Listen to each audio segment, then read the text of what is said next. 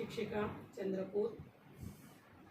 आज माझ्या हातात जिंदगानी जगण्याची नवी उमेद सौ विशाखा अजय यवतकर, सरव्यवस्थापक सावित्री शक्तीपीठ पुणे महाराष्ट्र, तसेच सचिव सावित्रीबाई फुले महिला मंडळ यवतमाळ यांचा कविता संग्रह मला प्राप्त झाला।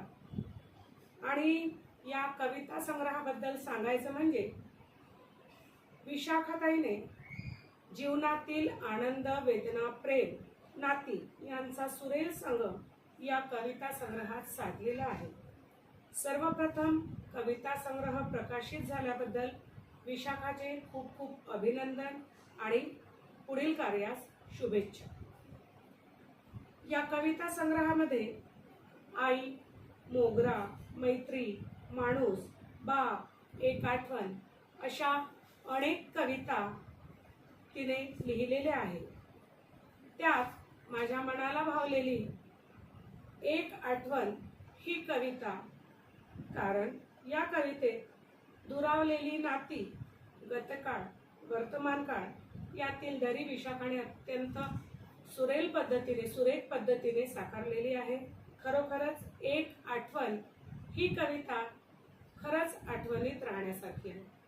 तसेच बाप ही कविता आणि या कवितेत आपलं वडिलांविषयीचं मन जे विशाखाने रेखाटलं आहे, खरोखरच तो शब्दभांडार खूप सुंदर आहे।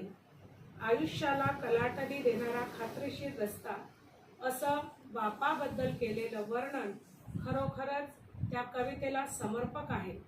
प्रिय विशाखा, तुला तुझ्या कार्याबद्दल खूप खूप शुभेच्छा आणि तुझं जे जिंदगानी जगण्याची नवी उमेद हे जे कविता संग्रह आहे, याच कविता संग्रहाप्रमाणे पुढे सुद्धा अनेक कविता संग्रह तू प्रकाशित करशील अशी शुभेच्छा देते। आणि जिंदगानी हे पुस्तक माझ्यापर्यंत पोहोचवल्याबद्दल खरोखरच तुझे धन्यवाद आणि पुढील कार्यासाठी खूप खूप शुभेच्छा। धन्यवाद।